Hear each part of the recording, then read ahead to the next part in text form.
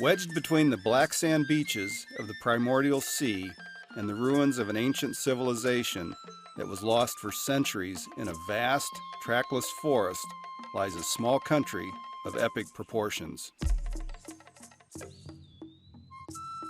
Since the beginning of time, this land has been evolving, recreated by the relentless, slow-motion collision of tectonic plates and violent volcanic eruptions.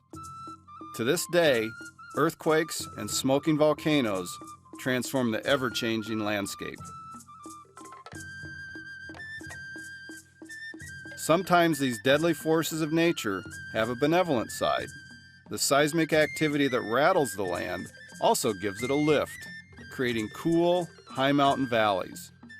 The elevation provides relief from the tropical heat, creating an ideal climate for produce and coffee. Perhaps, more importantly, the flow of ash and lava throughout the millennia helped to build the fertile soil that fills the valleys and covers the hillsides, sustaining a hardworking, resilient population that loves to throw a party. Here, the biodiversity of the tropics is exaggerated by the rapid elevation change between the sea and the summit of the highest mountains. The radical differences in temperature and rainfall create a multitude of microclimates that support a staggering variety of plants and animals.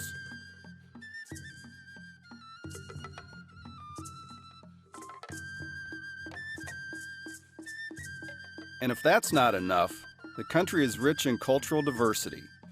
There are 24 indigenous languages.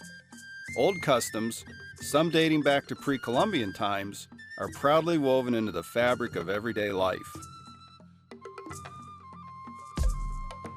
This is Guatemala, on the edge of discovery.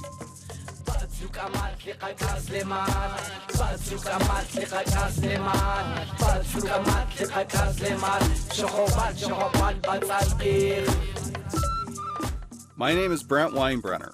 I'm a traveler, photographer, and filmmaker. Together with my friends Jose Antonio Gonzalez and Emilio Fayase, we'll travel to the four corners of Guatemala, a place that I've come to know and to love. We'll take a journey through time, back to the glories of the ancient Maya. Along the way, we'll meet contemporary Guatemalans and explore traditions that are rooted in their long and colorful history.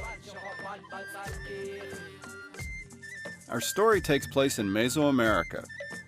The area shares a common heritage, rooted in the advanced civilizations that dominated much of Mexico and Central America before the arrival of the Spanish.